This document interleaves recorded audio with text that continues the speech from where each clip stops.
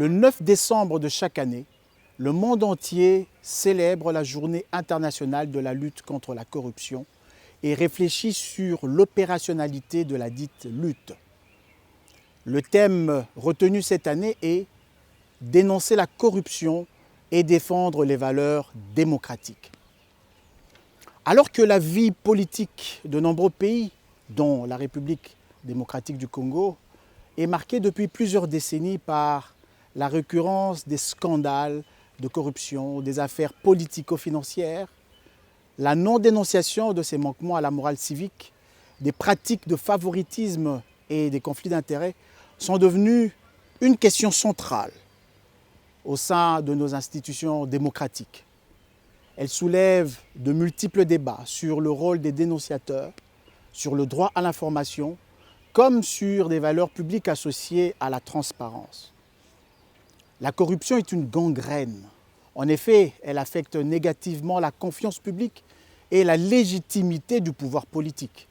Elle réduit les capacités de l'État à renforcer nos institutions qui peuvent soutenir la croissance et le développement.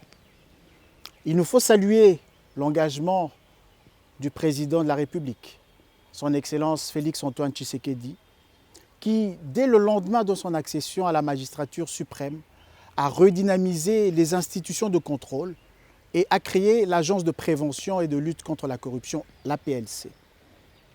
Permettez-moi de vous rappeler que l'APLC reçoit des dénonciations sous forme des plaintes et de saisines d'office et a innové par la mise en place d'un dispositif de dénonciation en ligne sur www.aplc.cd.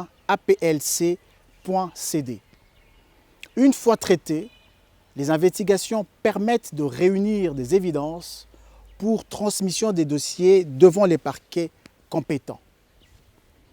Face aux défis que soulèvent ces antivaleurs, l'agence a initié une task force qui a pour but de favoriser la collaboration institutionnelle et opérationnelle entre services et organismes publics œuvrant dans la lutte contre la corruption, le blanchiment d'argent et les infractions assimilées.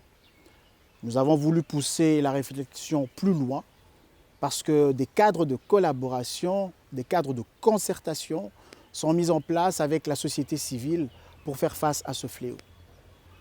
On ne peut aller en guerre sans une réelle stratégie. Raison pour laquelle la RDC s'est dotée d'une stratégie nationale de lutte contre la corruption dont l'objectif global est de renforcer l'intégrité et de faire reculer la corruption d'au moins 60% à l'horizon 2026. Cette stratégie s'articule autour de 3 axes, l'axe détection, l'axe prévention et l'axe répression. Malgré toutes ces avancées, nous sommes conscients et déterminés à relever les défis. Renforcement du dispositif légal de la RDC par une loi spéciale anticorruption, mais également une loi sur la protection des dénonciateurs, des témoins, des experts et victimes de la corruption. Il s'agit là d'une question citoyenne, une affaire de tous, un devoir patriotique afin de renverser ensemble la tendance pour un Congo nouveau.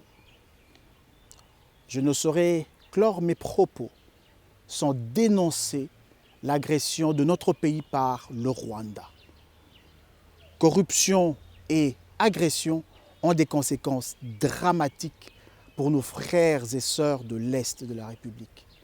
Soutien total au chef de l'État, commandant suprême de nos forces armées, soutien total au gouvernement de la République, soutien total à nos vaillants soldats qui sont au front. Que Dieu bénisse la République démocratique du Congo. Je vous remercie.